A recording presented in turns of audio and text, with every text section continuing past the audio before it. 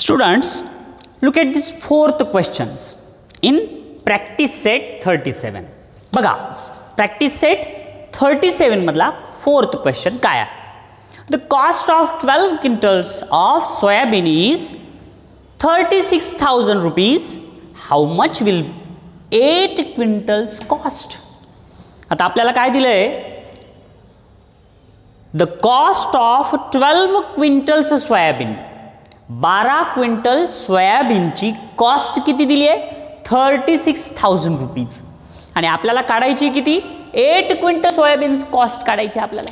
एकदम इझी आहे. If you understood the first, second and third question, then you will definitely solve the fourth question. It is very easy question. जर तुम्हाला पहिला, दुसरा आणि तिसरा प्रश्न जर समजला असेल तर तुम्ही चौथा आणि या पुढचा पाचवा सुद्धा निश्चित सोडू शकता. बघा आता सोल्युशन कशापासून सुरुवात करायचं आपल्याला? Suppose the cost of 8 quintal soybean is X. As it is प्रश्नातलाच भाग लिहायचा खाली. Suppose the cost of 8 quintals. आता हे 8 क्विंटल्स आहे ना, पण काय आहे? Soybean. 8 quintal soybean is X. आता इथं आपण काय केलंय?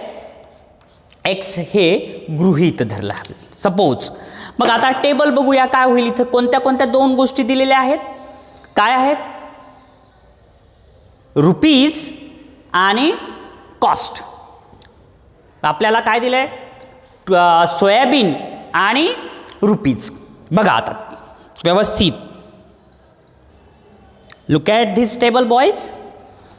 सोयाबीन. आता सोयाबीन किती आहेत? इथं आहे 12 क्विंटल्स. 12 क्विंटल्सची कॉस्ट किती आहे? 36,000. आणि त्याच्यानंतर पुन्हा किती दिले? 8 क्विंटल्स. मग त्याची कॉस्ट आपण किती सपोज केलेली आहे? एक्स. आता तुम्ही या प्रोपोर्शनमध्ये जर पाहिलात तुम्ही, तर तुम्हाला काय दिसून येईल की पहिलं सोयाबीन जे आहे ते सोयाबीन इथं आहे 12 आणि पुढच्या राशीमध्ये 8 आहे. म्हणजे इथं सोयाबीनची संख्या इथं कमी झाली आहे क्विंटलची. इथं 12 क्विंटल होते, इथं 8 क्विंटल झाली आहे. म्हणजे आता हे प्रोपोर्शन बघा तुम्ही नीट. वरची जी गोष्ट आहे, here are two things are given. इथं दोन गोष्टी दिलेल्या आहेत. First is soybean and second is cost. First thing is reducing. पहिली गोष्ट ही रिड्यूस होत आहे. आणि मग कॉस्टसुद्धा निश्चितच कशी होईल? त्याची रिड्यूस होईल. म्हणून एक वरची राशी जर कमी होत असेल आणि खालची पण कमी होत असेल तर हे कोणत्या प्रकारातलं आहे मग proportion? Direct proportion. So write this. Therefore this is direct proportion.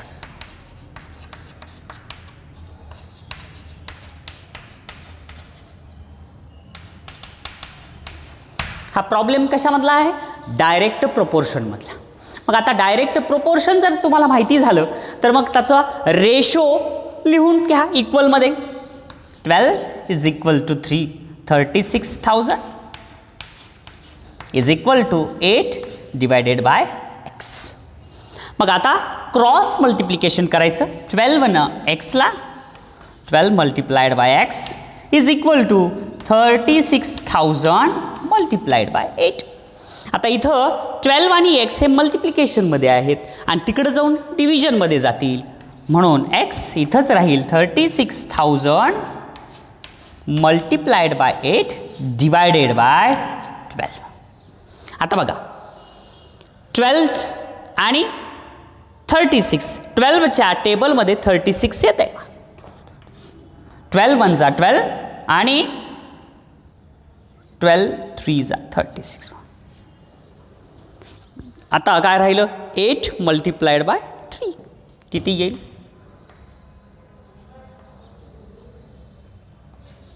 24. आता इथं आपलं थोडंसं राहिलं.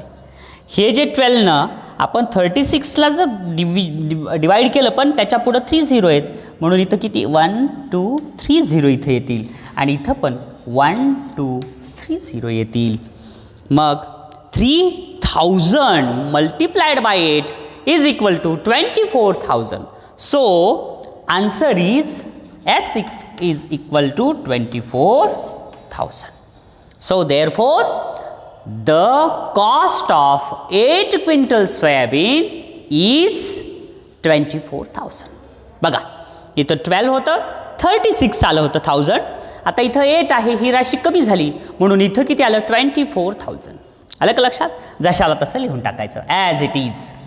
Therefore the cost of 8 quintals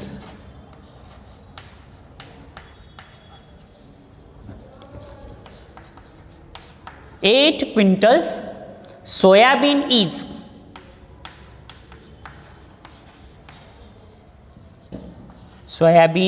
is किती आहे cost 24,000.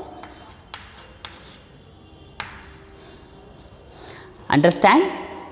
So let's write this solution 5 times properly. तुम्हाला जर हे समजलं असेल तर 5 वेळेस मन लावून न बघता करा. ओके.